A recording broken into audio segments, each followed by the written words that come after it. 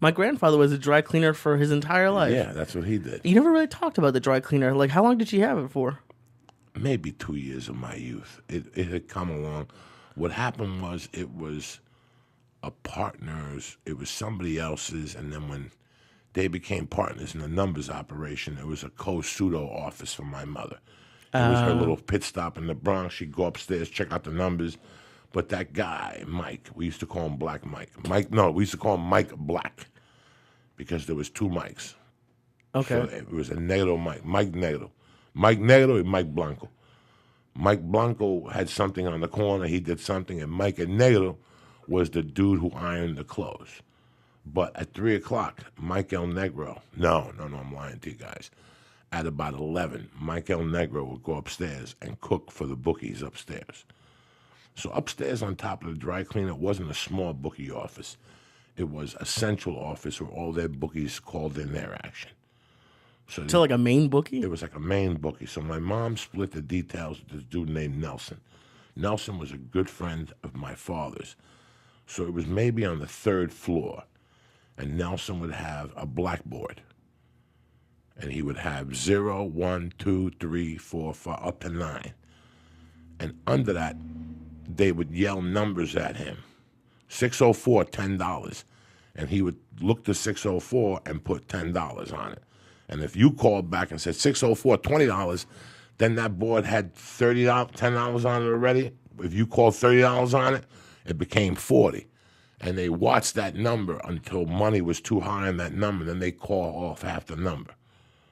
Oh, so they wouldn't take a beating. So if somebody called and if you got $8,000, if somebody put $8,000 on 604 and 604 come out, you're going to take a beating that day. So at a certain amount of number, you cut that off and you call that to a different bookie bank and go, hey, I got action for you. Take $30 on 604. Oh, okay. So because you only want it up to a certain amount, so you don't get your ass busted. So if let's say I called you, you're a bookie. I want 604, but it's too much. You say, let's say you call me, right? And every day you bet $10 on 604, right? But today $10 wins you $5,000. Jesus. Okay, cash at the end of the day. I'll come to the bar where you drink at. So it's 500 to 1. Right. Wow. Whatever it is, right? So it's $10 is $5,000.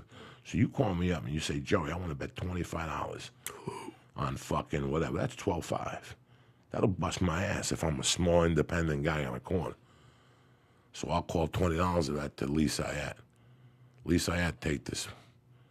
So do you say no to the person calling, or you just say yeah, and then you move on? You say yeah, and then you move on. You never want to tell that person. No, you take everybody's action. You don't want the word around that Lee called Joey Diaz and he wouldn't take his action because it was too high. I'll tell you. Let me make a call first. Let me get the right line. I'll tell you some lie. Let me get the right line. Hold on. Let me get the fucking information from the track and see how the horses are running. Let me call you right back. With numbers, it doesn't really work like that. I got to take that number. It's like when somebody goes into a picket store, into a gas station, and says, hey, I want to play. Like yesterday, I went to Higgins, and then I went to get water at the gas station. There was a guy in front of me playing fucking tickets and getting 6 tickets with a lizard on it and 4 tickets. They got to take their action. The state has to take their action. Oh, okay. But with the same with gambling. If you call me up, okay? Right. And you go, Joey, what's your line? You're in Boston. Okay. You call your bookie in Boston. You go, Joey, what's your line on Boston today? On the New England, I'm sorry. And I go 11.5. Let me call you right back. Hold on. My mother's got on the other line. You're going to call your buddy, Joey, who's got a buddy in Vegas. And you're going to go, Joey, what's the line out there? 9.5. It's 2 more points because it's in Boston. You're local. They got to raise the line. Everybody's going to bet New England, right? Right, Nobody's going to call against New England, so this guy's going to take a beating. So then you call me, and let's say the guy wants to bet, you want to bet $50,000 on New England. Okay. I take your action, right? Right. But I got to get something. Who's New England playing this week? The Titans. The Titans. So I got to get somebody to bet $50,000 on the Titans, so it's even. So you don't lose either way. So I don't lose either way. I still I can just take the juice. I could just take the fucking vig, which is if you call me and bet 50,000 and you lose, you got to bet me 55,000 because it's 50,000 to bet, but 5,500 it's a $500 commission. Oh. So that's how I make my money on the fucking action. So wait, who pays you the $500? You do when you lose. You have to pay an extra $500? Yeah. So if you call me and you go, I want to bet 50,000 on the Jets, Right. and they lose, you got to pay me 5,500. There's a 10-point vig on that $5,000. Jesus Christ. But the guy that just bet me 50,000, he wins 50. So I get 5,000 from my actions. That's amazing. So you don't lose either way. I don't lose either way. That's why I created Utopia. A utopia is an equal balance on both sides. I don't lose a dime. I make 5,000 just exchanging a motherfucking phone call. How do you find that other person to balance your bet? They're in Cleveland. They got a bigger bank. I've been doing business with them for 7 years. See, the money in this country, the people that tell you they went to Vegas and bet 20,000, they're fucking just regular Joes. The people who make a living gambling, they don't want the government to know what they're doing. No. So the biggest gambling cities are like Mississippi, Cleveland, Akron, all that Ohio, they gamble a lot. And they control a lot of banks. And yes, there's banks in New York and there's big banks in Florida, gangsters who have banks who are willing to take a $250,000 fucking gamble. There's people that you call up, there's people who are millionaires that want to gamble, but they don't want it on their tax returns.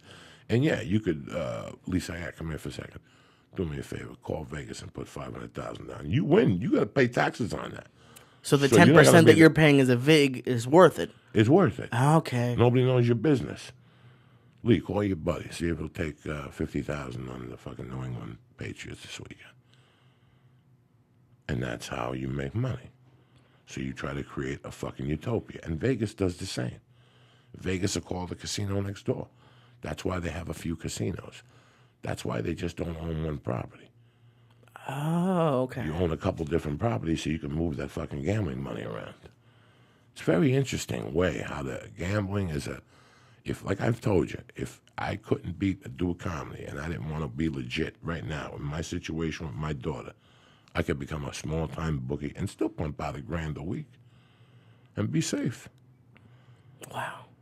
Maybe 1,500, maybe $2,000, build it up to maybe 20 grand a month. My heavier months are fucking basketball, college. I got 7 months and I'm making... I walk out if I can make $150,000 a year in 7 months' work and not have to fucking carry a broom, I didn't do too bad for myself. No. Did you ever experience, because you worked at those sports betting services, was anyone there a bookie undercover just to get the people calling him? No. That wouldn't work? No. The guy, he hired his friends. The guy worked for hired friends and people that were in. There was no bookie. You couldn't call somebody and go, take this action and then call me back. There are services that'll say to you, we can provide somebody. There's people who do that. I guarantee they do. In my world, I think that's entrapment. Yeah, that seems like... I could sell you information. I can't find you a fucking broker, but I don't know. I don't know how it works, but I never did. It just seems like the perfect... Like, they're already calling for betting information, then you could be... Now, they'd probably record it and you'd be fired. But back then, you could probably be like, hey, I'll take the action for you. No. You would give them a number to call, and somebody else would take the action. But you'd still be connected to it. You'd still get a little piece of that fucking action. Do you know what I'm saying? Like they would give you whatever you said, a portion of whatever you send them. So let's say they lose $7,000 fucking dollars. That bookie's gonna kick back $200 to me or something. How big do you think is like? I'm gonna call it like the underground, like the underground economy, like the black market economy. Like there's betting, there's drugs. Like how much money do you think is spent on all that stuff? Yesterday was a show on Las Vegas last night before I went to sleep on Nat Geo. Okay. And they were talking about how much money that goes through Las Vegas. They had 2 professional gamblers, 2 professional thieves, like people who go into clubs and play card sharks. Oh, okay. They had some whacked fucking black guy driving around with a shotgun looking to rob bookies and stuff like that, little bookies and stuff like that. And they said at one point, I don't know what the exact number was. Let's pretend there's $15.9 billion going through Vegas every year, whatever they reported last year. I don't know exactly what the numbers were. Don't quote me on that. I just saw a number they put up last night. I don't know. But there's a lot of people that you think when Michael, I don't know, do you think when Michael Jordan was putting in all those bets, he was betting it in Vegas? No. I wouldn't, if I was somebody, I wouldn't want my degenerate gambling skills to be fucking out there. But you take a guy, I tell you who was a degenerate gambler, and who was betting 250,000. I know two people who are degenerate gamblers. I don't know them personally. I'm not saying this. But I knew one guy for sure that was a degenerate gambler, and I heard of the stories of the other guy. And one guy was the Sheen that has the AIDS. Charlie Sheen. Charlie Sheen's 15 years ago was putting $250,000 across the board every weekend.